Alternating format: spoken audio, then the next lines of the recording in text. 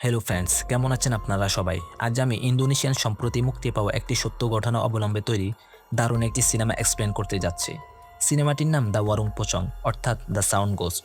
সিনেমাটি বেশ ভয়ঙ্কর। এতে রয়েছে বেশ ভয়ঙ্কর এক ধরনের রিচুয়াল। গল্পে তিনজন অপরিচিত মানুষ একটি জায়গায় এসে একে অপরের সঙ্গে পরিচিত হয় এবং বন্ধু হয়ে যায়।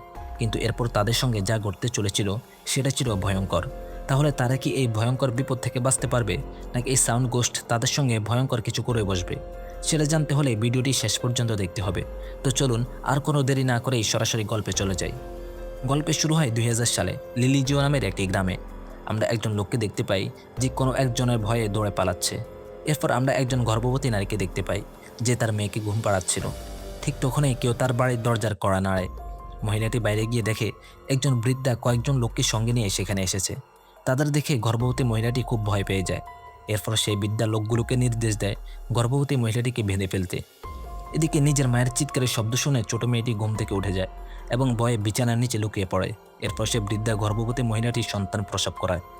শিশুটিকে একই ঘরে থাকা আরেকজন নারীর হাতে তুলে দেওয়া হয়, কিন্তু সেই রহস্যময় নারীর মুখ আমাদের দেখানো হয় না।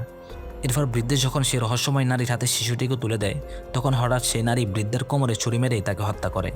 কিছুক্ষণ পর সেখানে সুগ্রীন নামের একজন লোক আসে, যে দেখতে পায় সেখানে আসা লোকগুলো গর্ভবতী মহিলাটিকেও হত্যা করেছে। এরপর আবার আমরা একই লোককে দেখতে পাই যে জঙ্গলের মধ্যে কারো কাছ থেকে বাঁচার জন্য দৌড়ে পালাচ্ছিল। হঠাৎ একটি অতিপ্রাকৃত সত্তা তাকে দৌড়ে ফেলে এবং আক্রমণ করতে শুরু করে। সেই সত্তাটি লোকটিকে শূন্য তুলেই তার গলা চেপে ধরে তাকে হত্যা করে। এরপর লোকটির কাছে থাকা বইগুলো দেখে জানা যায় সে আসলে একটি দোকানে কাজ করত। এরপর গল্প সরাসরি 24 বছর এগিয়ে 2024 সালে চলে যায়। এবার আমরা কার্তনো নামের এক যুবককে দেখতে পাই যে বেকার ছিল, অর্থাৎ তার কোনো চাকরি ছিল না। সে তার মায়ের সঙ্গে থাকতো। কয়েক বছর আগে তার বাবা মারা গিয়েছিলেন, কিন্তু তার বাবা মারা যাওয়ার আগে একজন সুদখোরের কাছ থেকে অনেক টাকা ধার নিয়েছিলেন। তাই কার্তনো বাবা মারা যাওয়ার পর সেই সুদখোর নিয়মিত লোকজনকেই তার বাড়িতে পাঠিয়ে টাকা দাবি করত। আজও সে তার লোকজনকে পাঠিয়ে কার্টুনকে টাকা ফেরত দেওয়ার জন্য শেষ সময় জানিয়ে দেয়। সে কার্টুনকে 6 মাসের সময় দেয়, পাশাপাশি হুমকি দেয় 6 মাসের মধ্যে টাকা পরিশোধ না করতে পারলে কার্টুন এবং তার মাকে হত্যা করে ফেলবে। যাওয়ার আগে সেই সুদখোরের লোকেরা কার্টুনকে প্রচণ্ড মারধর করে। এরপর আমাদের আগস্ট নামের একজন লোককে দেখানো হয় যে অন্য মানুষের জিনিসপত্র বিক্রি করতে সাহায্য করত। সেদিন তার বাড়ি মালিক তার কাছে ভাড়া নিতে আসে, কিন্তু আগস্টের কাছে কোনো টাকা ছিল না। তখন বাড়িওয়ালা তাকে বলে সে যদি তার গাড়িটি বিক্রি করতে সাহায্য করে তাহলে সে আগস্টের ভাড়া মাফ করে দিবে। আগস্ট তার কথা রাজি হয়ে যায়। যখন আগস্ট গাড়িটি বিক্রি করতে যায় তখন ক্রেতা তার সঙ্গে একজন মেকানিকও নিয়ে আসে, যাতে এই গাড়িটি ভালোভাবে পরীক্ষা করা যায়। মেকানিক গাড়িটি পরীক্ষা করার পর ক্রেতা গাড়িটি টেস্ট ড্রাইভে নিতে যায়, কিন্তু অনেক সময় পার হয়ে গেলেও সে আর ফিরে আসে না। তখন আগস্ট মেকানিককে জিজ্ঞেস করে ক্রেতা কখন ফিরে আসবে। মেকানিক তাকে জানায় যে সে ওই ক্রেতাকে আসলে চিনেই না। তখন আগস্ট বুঝতে পারে সেই ক্রেতা আসলে তার সঙ্গে প্রতারণা করে গাড়ি নিয়ে পালিয়ে গেছে, অর্থাৎ ভালো কিছু করতে গিয়েও সে উল্টো আরও বড় সমস্যায় পড়ে গেছে। সে ভাড়াও দিতে পারেনি, আবার তার বাড়িওয়ালার গাড়িটাও হারিয়ে ফেলেছে। যখন এই ঘটনা আগস্টের বাড়িওয়ালা জানতে পারে তখন সে আগস্টকে গাড়িটির টাকা পরিশোধ করতে বলে এবং সেই টাকার পরিমাণ ছিল অনেক বেশি, কিন্তু যে কোনোভাবেই হোক আগস্ট তার বাড়িওয়ালার টাকা ফেরত দিতেই হবে। এরপর আমরা মুকমুন নামের একজনকে দেখতে পাই যে একটি মিউচুয়াল ফান্ড কোম্পানির পার্টনার ছিল।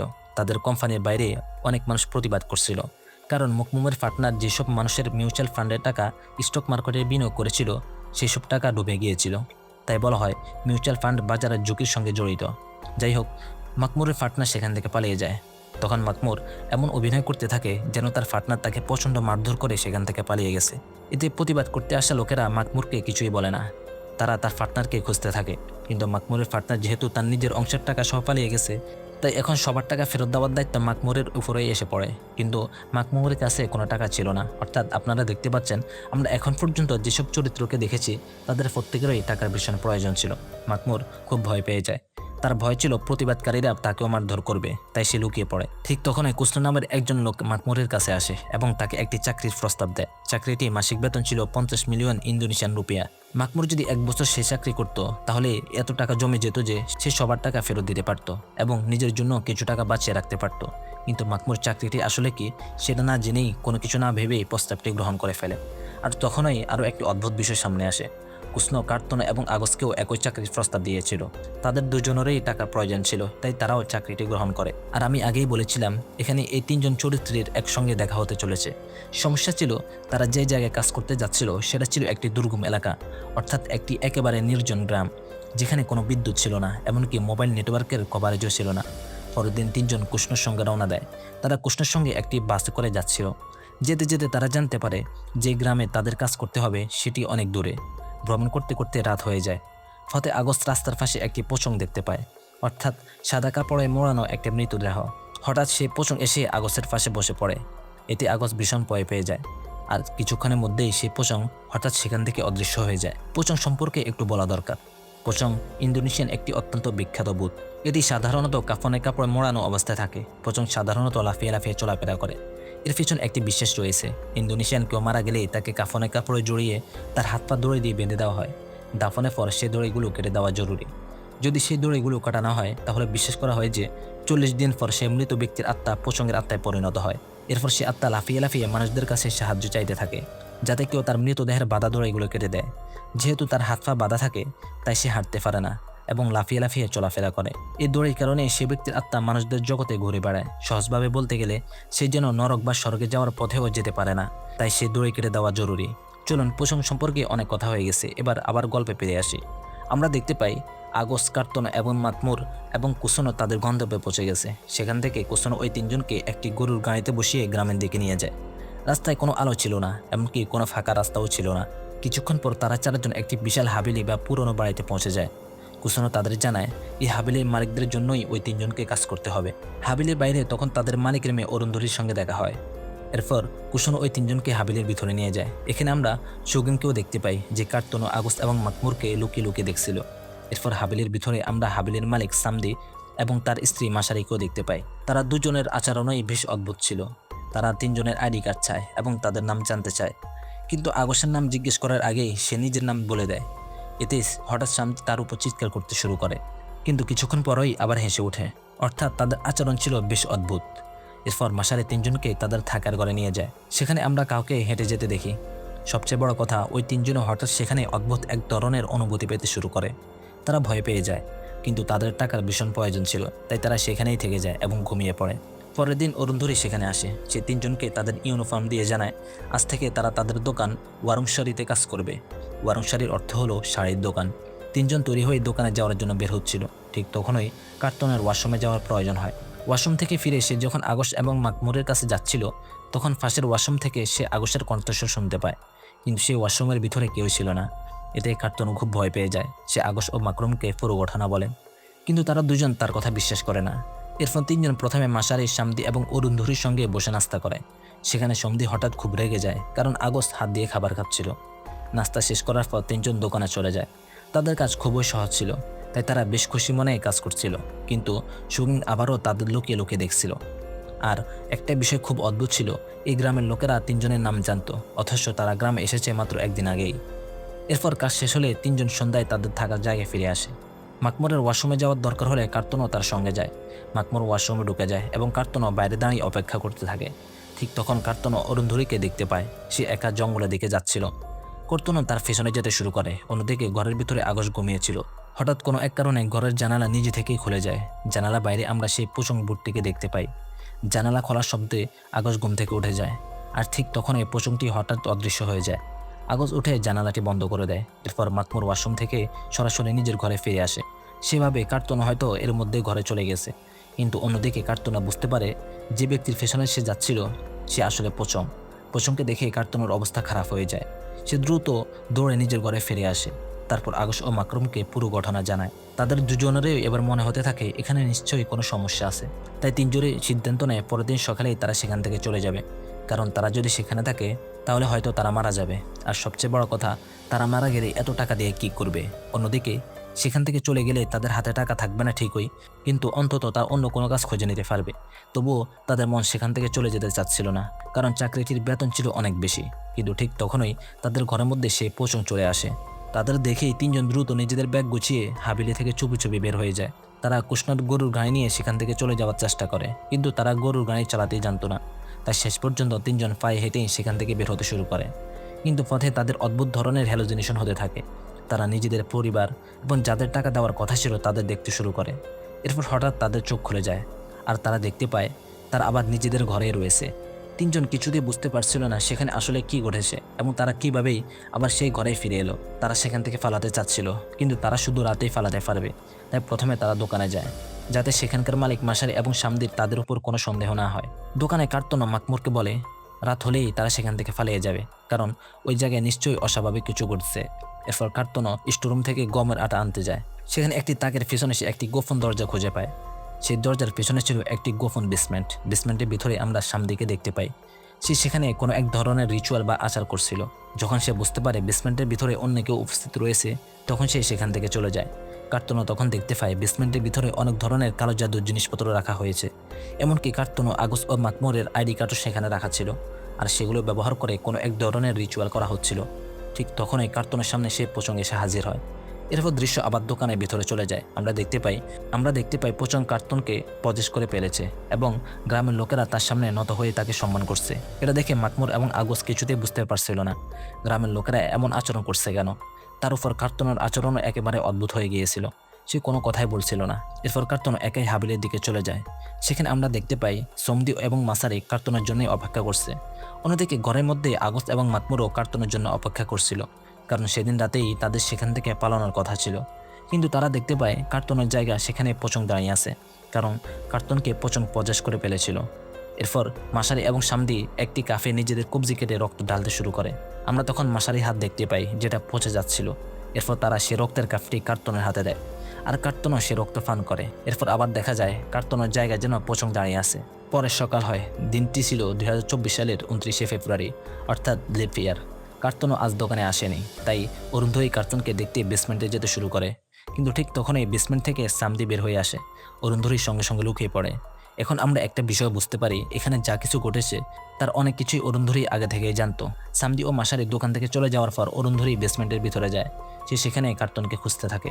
এরপর আমাদের দেখানো হয় বহু বছর আগে মাসারি এমন একটি রোগে আক্রান্ত হয়েছিল যার কোনো চিকিৎসা ছিল না। তাই গ্রামের লোকেরা সমদি এবং মাসারিকে গ্রাম ছেড়ে চলে যেতে বলেছিল। এমনকি গ্রামের লোকেরা তাদের বাড়িও পুড়িয়ে দিয়েছিল। এরপর তারা দুজন জঙ্গলে ঘুরে বেড়াতে থাকে। মাসারির অবস্থা দিন দিন আরও খারাপ হয়ে যাচ্ছিল। ঠিক তখনই জঙ্গলে তাদের সঙ্গে ওয়াসিম নামের একজন শামানের দেখা হয়। সে তাদের সাহায্য করে এবং তাদের অমর করে দেয়। কিন্তু অমর থাকতে হলে তাদের প্রতি লিফিয়ারে 29শে ফেব্রুয়ারি রাতে পোচংকে একজন মানুষের বলি দিতে হবে, অর্থাৎ তাদের একজন মানুষকে স্যাক্রিফাইস করতে হবে। অর্থাৎ যদি তারা কোনো মানুষকে বলি দিতে ব্যর্থ হয়, তাহলে তাদের নিজেদের সন্তানকে বলি দিতে হতো। এমনকি নিজের সন্তানকেও বলি দিতে না পারলে তাদের দুজনেরই খুব ভয়ঙ্কর পরিণতি হতো। সামদি এবং মাসারি ওয়াংশিদের কথা মেনে নেয়। এরপর তারা পোচংয়ের সঙ্গে চুক্তি করে যাতে তারা সবসময় তরুণ থাকতে পারে। এদিকে আমরা অরুন্ধরিকে দেখতে পাই। বেসমেন্টে সে কার্তনকে খুঁজে পায়। কার্তনকে সেখানে বেঁধে রাখা হয়েছিল। অরুন্ধরি তাকে মুক্ত করে এবং বেসমেন্ট থেকে বের করে নিয়ে যেতে শুরু করে। অন্যদিকে হাবেলির ভিতরে সামদি এবং মাসারিকে দেখা যায়। তারা এখন আবার বৃদ্ধ হয়ে যাচ্ছিল, আর সেদিন রাতে কার্তনকে বলি দেওয়ার পরই তারা আবার তরুণ হতে পারত। এখন বোঝা যায় এই চাকরির জন্য এত বেশি মাসিক বেতন দেওয়া হচ্ছিল কেন। কিন্তু মাসারি মত ছিল তাদের অরুন্ধরিকেই বলি দিয়ে দেওয়া উচিত, কারণ আগের বলিগুলো তারা নিজেদের সন্তানদেরও দিয়েছিল। তাদের বলি দেওয়ার জন্য অন্য কোনো মানুষ না পাওয়ায় নিজেদের সন্তানদেরই উৎসর্গ করতে হয়েছিল। কিন্তু সামদি বলে অরুন্ধরি তাদের মেয়ে। তবে মাসারির কথাবার্তা দেখে বোঝা যায় অরুন্ধরি আসলে সামদি এবং তার দ্বিতীয় স্ত্রী মেয়ে। শুরুতেই যে গর্ভবতী মহিলাটিকে আমরা দেখেছিলাম সে আর কেউ নয়, সামদির দ্বিতীয় স্ত্রী। সে সময় সামদি এবং মাসারি কোনো বলি দেওয়ার মতো মানুষ খুঁজে পায়নি, তাই তারা সামদির গর্ভবতী স্ত্রীর সন্তান প্রসব করিয়ে সে নবজাতক শিশুটিকে বলি দিয়ে দেয়। এরপর সামদি অরুন্ধরিকে নিজের মেয়ের মতো করে বড় করে। অর্থাৎ শুরুতে যে ছোট মেয়েটিকে আমরা বিছানার নিচে লুকিয়ে থাকতে দেখেছিলাম সেই মেয়েটি ছিল অরুন্ধরি। সহজভাবে বলতে গেলে এই রিচুয়াল তখন একেবারে ভয়ঙ্কর পর্যায়ে চলে গিয়েছিল। শুরু থেকেই ঘটনাগুলো ছিল অত্যন্ত বিপজ্জনক। এরপর মাসারির কথা সামদি কৃষ্ণকে সঙ্গে নিয়ে দোকানে যায়। তারা সেখানে কার্তনকে বলি দেওয়ার জন্য নিয়ে এসেছিল। তাদের হাত থেকে বাঁচার জন্য অরুন্ধরি এবং কার্তনও সেখানে লুকিয়ে থাকে। কিন্তু কার্তনও খুব ক্ষুধা লাগছিল, তাই সে বাইরে বের হয়ে খাবার খুঁজতে থাকে। ঠিক তখনই তার সামনে কৃষ্ণ এসে হাজির হয়। কৃষ্ণ মনে করে কার্তনকে এখনও পোচং পজেস করে রেখেছে, তাই সে কার্তনকে সামদি এবং মাসারির কাছে নিয়ে যায়। অন্যদিকে আগস এবং মাতমুর কার্তনের জন্য অপেক্ষা করছিল। কৃষ্ণ কার্তনকে হাবেলির ভিতরে নিয়ে যায়। সে সামদি এবং মাসারিকে গিয়ে জানায় পোচং ক্ষুধার্ত, কিন্তু আসলে সেখানে পোচং নয় কার্তনই ছিল, কারণ সে সারাদিন কিছুই খায়নি। তবে নিজের জীবন বাঁচানোর জন্য তাকে পোচং সেজেই থাকার অভিনয় করতে হয়। সামদি ও মাসারি যখন তাকে পান করার জন্য নিজেদের রক্ত দেয়, তখন জীবন বাঁচাতে কার্তনকেও সে রক্ত পান করতে হয়। এরপর আমরা দেখি কার্তন আবার আগস ও মাকমুরের কাছে ফিরে আসে। সে তাদের সবকিছু খুলে বলে এই জায়গায় আসলে কী চলছে। এরপর তিনজন আবার নিজেদের ব্যাগ গুছাতে শুরু করে যাতে সেখান থেকে পালিয়ে যেতে পারে। অন্যদিকে সামদি ও মাসারির ঘরে পোচং এসে হাজির হয়। সে সেখানে নিজের বলি নিতে এসেছিল।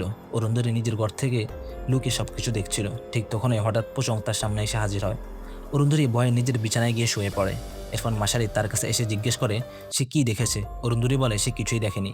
এতে মাসারি তার উপর চিৎকার করতে শুরু করে। সমধি তখন মাসারিকে সেখান থেকে বাইরে নিয়ে যায়। সে তাকে জানায় তারা কর্তনকে বলে দিতে যাচ্ছে। অন্যদিকে কার্তন, আগস্ট এবং মাকমুর তাদের ঘর থেকে বের হওয়ার প্রস্তুতি নিচ্ছিল। ঠিক তখনই কৃষ্ণ বাইরে থেকে তাদের ঘরের দরজা ও জানালা নক করে দেয়। চাবিগুলো সে তাদের গরুর গাড়ির মধ্যেই বেঁধে দেয় যাতে তারা ফালাতে না পারে। কৃষ্ণ চলে যাওয়ার পর অরুন্ধরি সে চাবি তুলে নেয়। কিন্তু ঠিক তখনই শুরুতে আমরা যাকে দেখেছিলাম সে সুগেং অরুন্ধরিকে ধরে ফেলে। সে অরুন্ধরিকে বেঁধে ফেলে এবং তাকে পুরো সত্যিটা জানায়। সে বলে সমধি অরুন্ধরির আসল বাবা, কিন্তু মাসারি তার আসল মা নয়। অরুন্ধরির আসল মাকে মাসারি ও সমধি দুজন মিলে হত্যা করেছিল। এখানে আমরা বুঝতে পারি সিনেমার শুরুতে যে রহস্যময় নারীকে দেখানো হয়েছিল সে আসলে মাসারি। আরও ভয়ঙ্কর বিষয় হলো অরুন্ধরি জানতে পারে তার নিজের ছোট ভাই বা বোনকেও জন্মের পরপরই প্রসঙ্গে বলি দিয়ে দেওয়া হয়েছিল। এরপর সুগেং অরুন্ধরিকে জানায় সমধি এবং মাসারি বয়স 100 বছরেরও বেশি। তারা পোষণকে মানুষ বলে দিয়ে এত বছর ধরে বেঁচে আছে এবং নিজেদের তরুণ রাখছে। আজ তারা কার্তনকেও বলে দিতে চলছে। সুগেং আরও জানায় গ্রামের সবাই পোচংকে পূজা করে। এই কারণে কার্তনকে পোচং প্রবেশ করার পর গ্রামের মানুষ তার সামনে মাথা নত করছিল। সবচেয়ে গুরুত্বপূর্ণ বিষয় হলো সুগেং অরুন্ধরিকে গ্রাম থেকে বের করে নিয়ে যাওয়ার জন্য একটি পথ খুঁজছিল, কারণ এই গ্রামে কেউ একবার ঢুকে পড়লে সে আর কখনো এখান থেকে বের হতে পারে না। তবে শেষ পর্যন্ত সে গ্রাম থেকে বের হওয়ার একটি পথ খুঁজে পেয়েছিল। আর সিনেমার শুরুতে আমরা যে লোকটিকে পোচংয়ের ভয়ে পালিয়ে যেতে দেখেছিলাম, পোচং তাকে একটি কারণে হত্যা করেছিল। সে গ্রাম থেকে পালানোর চেষ্টা করেছিল। আসলে সামদি এবং মাসারি তাকে বলে দিতে যাচ্ছিল, কিন্তু সে তাদের হাত থেকে পালিয়ে গিয়েছিল। তাই তারা শেষ পর্যন্ত সামদির দ্বিতীয় স্ত্রী সদ্যজাত সন্তানকেই বলি দিয়ে দেয়। সবকিছু জানিয়ে দেওয়ার পর সুগেং অরুন্ধরিকে খুলে দেয়। অরুন্ধরি সেখান থেকে পালিয়ে যায়। সে দ্রুত গিয়ে কার্তন, আগস্ট এবং মাকমুরের ঘরের দরজা খুলে দেয়। তারপর তাদের নিয়ে সেখান থেকে ফালাতে শুরু করে। এরপর সামদি, কৃষ্ণ এবং মাসারি কার্তনের কাছে আসে, কিন্তু তারা দেখতে পায় সেখানে কেউ নেই। তাই কৃষ্ণ এবং সামদি কার্তন, আগস্ট এবং মাকমুরকে খুঁজতে বের হয়। আর এই তিনজনকে সেখানে আনার কারণ ছিল মূলত ইন্স্যুরেন্সের মতো ব্যবহার করা। একজন পালিয়ে গেলে দ্বিতীয় জনকে বলে দেওয়া হবে, দ্বিতীয় জন পালিয়ে গেলে তৃতীয় জনকে। আর মাসারি এতটাই নিশ্চিত ছিল যে এই তিনজনও যদি পালিয়ে যেত তাহলে তারা নিজের মেয়ে অথবা বলা যায় নিজের সৎ মেয়েকেই বলি দিয়ে দিত। অন্যদিকে সে ওয়াশিং অর্থাৎ সে সামানে কবরের কাছে যায়, যেখানে সে একটি লেখা বা স্ক্রিপচার খুঁজে পায়, যার মধ্যে সে গ্রাম থেকে বের হওয়ার পথের কথা লেখা ছিল। এরপর সঙ্গে সে স্ক্রিপচারে লেখা শব্দগুলো ওয়াংশীদের কবরের পাথরের উপর খোদাই করে দেয়। এরপর গ্রামের চারপাশে একটি পবিত্র কুয়াশা বা মিস্ট দেখা দেয়। ফলে পোচং এবং তাকে যারা পূজা করত তারা সেই কুয়াশা পার হতে পারে না। অর্থাৎ যারা পোচংয়ের পূজা করত না তারা সেখান থেকে বের হতে পারত, কিন্তু যারা সেই ডেমন বা পোচংয়ের পূজা করত তারা সেখান থেকে বের হতে পারত না। অন্যদিকে হাভেলির ভিতরে মাসারিকে দেখা যায়। সে খুব দুঃখিত হয়ে পড়েছিল, কারণ রাত 12টা বাজতে চলছে। আর রাত 12টার আগেই তাদের কার্তন অথবা অরুন্ধরি এই দুজনের মধ্যেই যে কোনো একজনকে বলে দিতেই হবে। মূলত মাসারির কারোর জীবনের প্রতি কোনো আগ্রহ ছিল না, সে শুধু নিজের যৌবন ধরে রাখতে চাইতো। কিন্তু রাত 12টা বাজতেই পোচং মাসারিকে তুলে এদিকে ওদিকে ছুঁড়ে মারতে শুরু করে। শেষ পর্যন্ত পোচং মাসারিকে তার শাস্তি দেয়, আর সেই শাস্তি ছিল একটি অত্যন্ত যন্ত্রণাদায়ক মৃত্যু। অন্যদিকে জঙ্গলে কৃষ্ণ ও সামাদের সঙ্গে সুগেঙ্গের দেখা হয়। তারা দুজন সুগেঙ্গের উপর হামলা করে। ঠিক তখনই সেখানে অরুন্ধরি, কার্তন, আগস্ট এবং মাকমুর এসে পৌঁছায়। অরুন্ধরি সামদিকে সবকিছু বলে দেয়। সে জানায় সে জানতে পেরেছে যে অরুন্ধরির মাকে সমধি এবং মাসারি দুজন মিলে হত্যা করেছিল। শুধু তাই নয়, তার ভাই বোনকেও বলি দিয়ে দেওয়া হয়েছিল। ঠিক তখন সুগেং সামদির উপর হামলা করে। সে অরুন্ধরি, কার্তন, আগস্ট এবং মাকরুমকে সেখান থেকে পালিয়ে যেতে বলে। চারজন সেখান থেকে দৌড়ে পালাতে শুরু করে। অন্যদিকে সামদি ভীষণ রেগে যায় এবং সুগুনকে হত্যা করতে যাচ্ছিল। ঠিক তখন অরুন্ধরি আবার ফিরে আসে। সে একটি কাঠের টুকরো দিয়ে সামদির মাথায় আঘাত করে তাকে অজ্ঞান করে দেয়। অরুন্ধরির পিছনে কার্তন, আগস্ট ও মাকমুরও চলে আসে। তারা কুসুমকে মারধর করে অজ্ঞান করে দেয়। এরপর সুগম একটি ছুরি দিয়ে সামদির পায়ে আঘাত করে যাতে সে তাদের পিছু নিতে না পারে। এরপর অরুন্ধরি, কার্তন, আগস্ট ও মাকমুর সুগমকে সঙ্গে নিয়ে সেখান থেকে ফালাতে থাকে। তারা সেই কুয়াশা পার হয়ে যায়, কিন্তু সুগম তখনও প্রচণ্ড আহত হয়ে পড়েছিল। তাই অরুন্ধরি তাকে মাটিতে ছুঁয়ে দেয়। ঠিক তখন আমরা সমধি ও কুসুমকে দেখতে পাই। তারা অরুন্ধরির পিছনে ছুটে আসছিল, কিন্তু তারা সেই পবিত্র কুয়াশার ওপারে যেতে পারে না। ঠিক তখন সেখানে পোচং এসে হাজির হয়। সে কৃষ্ণ ও শান্তিকে তাদের শাস্তি দেয়, আর তাদের শাস্তিও ছিল অত্যন্ত যন্ত্রণাদায়ক মৃত্যু। সম্ভবত কুসুমও একই ধরনের চুক্তির সঙ্গে জড়িত ছিল, তাই তাকেও শেষ করে দেওয়া হয়। এরপর আমরা শগুনকে দেখতে পাই, যে তখন শেষ নিঃশ্বাস নিচ্ছিল। অবশেষে অরুন্ধরির সামনে এসে মারা যায়। অরুন্ধরি তখন সুগঙ্গের পকেটে একটি ছবি খুঁজে পায়, আর সে ছবি দেখে সে জানতে পারে সুগঙ্গ আসলে তার নানা ছিল। হ্যাঁ, এই সত্য জানার পর অরুন্ধরি আরও বেশি কষ্ট পায়। এতে বোঝা যায় সুগঙ্গ কেন শান্তিকে হত্যা করতে চাইছিল এবং কেন সে অরুন্ধরিকে বাঁচাতে চাইছিল, কারণ অরুন্ধরি ছিল তার নাতনি। এরপর তারা গ্রাম থেকে বেরিয়ে আসতে সক্ষম হয়। অরুন্ধরি কার্তুনা মাকমুর এবং আগসকে নিজেদের বাড়িতে ফিরে যেতে বলে। তিনজন রাস্তার কাছে গিয়ে একটি ট্রাক থামায়, তারপর সে ট্রাকে উঠে তারা সেখান থেকে চলে যায়। কিন্তু এখন তাদের চিন্তা ছিল তারা কিভাবে নিজেদের ঋণ পরিশোধ করবে। কিন্তু এই ঘটনার পর তারা একটি বিষয় বুঝে গিয়েছিল, ঋণ পরিশোধ করার চেয়ে বেঁচে থাকা অনেক বেশি গুরুত্বপূর্ণ। তারপরও তারা খুশি ছিল যে অন্তত তারা বেঁচে গেছে। আর ঠিক এইভাবেই ওয়াং পুচং সিনেমার গল্প শেষ হয়ে যায়। সিনেমাটি বেশ ইন্টারেস্টিং, এতে বেশ কিছু রিচুয়াল দেখানো হয়েছে, আবার কিছু বিষয় মজারও ছিল, আবার কিছু বিষয় ছিল বেশ আবেগপূর্ণ। তো ফ্রেন্ডস, আশা করি আপনাদের কাছে সিনেমাটি ভালো লেগেছে। ভালো লেগে থাকলে ভিডিওটি একটি লাইক দিয়ে দিবেন, চ্যানেলে নতুন হয়ে থাকলে অবশ্যই সাবস্ক্রাইব করে দিবেন।